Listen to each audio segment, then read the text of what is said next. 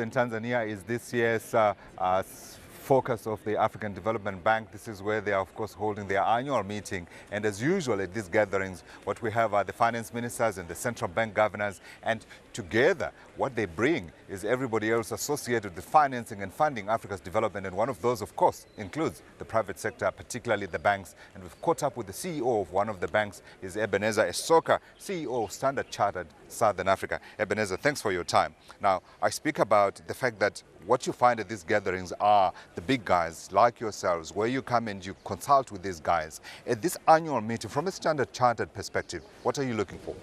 But two things. Number one, the right conversations with the supranationals and the sovereigns.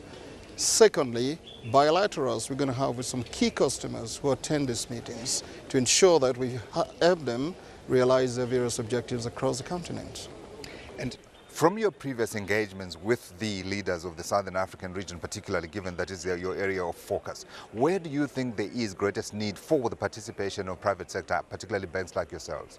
I think two areas. Number one, creating scale through regional integration, and overall the leadership conversations on how we take these initiatives forward to ensure we realize the aspiration for the country and the region in particular. Yeah.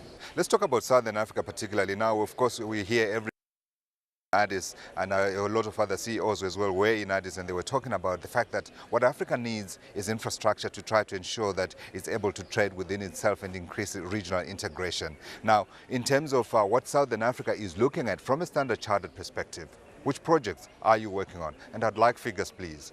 Well, the various projects we're looking at. To start with, before we talk about the projects, let's talk about the core principles of economic convergence. Within the Southern Africa region, we've seen a lot more of those conversations taking place, which means we are not going to, or we would ensure we try as much as possible to avoid the problems you have in Europe. Now, strictly from an infrastructure space, what we're doing is, from a Standard Chartered point of view, we don't define projects of any country. But you are based in South Africa, and you and I know what South Africa has as an ambition and aspiration in the infrastructure space. We obviously in strategic conversations with South African government and other key stakeholders in South Africa to facilitate the realization of these programs. Our contributions range from advisory to plain vanilla funding of some of the key projects in South Africa. Where are you seeing that activity? Well, we're seeing activity across the space. If you look at the road networks, you look at ports, airports, etc., there are activities there. That would be very important to the country. Yeah, people speak these days about excitement in Mozambique, and the people about excitement in Zambia as well as Angola. Those are three perhaps of the fastest growing economies in Southern Africa. What are you doing in Mozambique? Well, Mozambique, you know, the story has been so exciting that Standard Chartered, I led a delegation of about 10 key product partners and coverage resources to Mozambique 2 months ago. Conversations we had with the government were very, very exciting, inspired a lot of confidence to me. Now, we're doing a lot in the port infrastructure of Mozambique. We're partnering with various companies looking at the mining sector or the railway sectors to facilitate the development of the mining sectors in Mozambique, the road construction in Mozambique, airports, etc. So Mozambique going forward will be extremely exciting and a market that we definitely continue to play a major role in. Where are those companies coming from?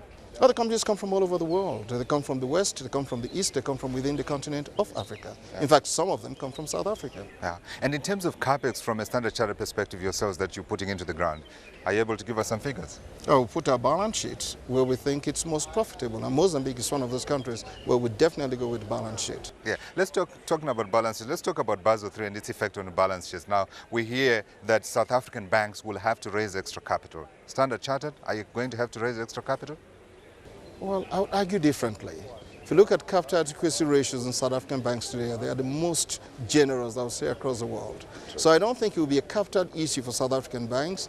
Maybe on the liquidity side, we might need to look at a few things we need to work on, and the other already some key technical groups working on this space. So from a capital point of view, no.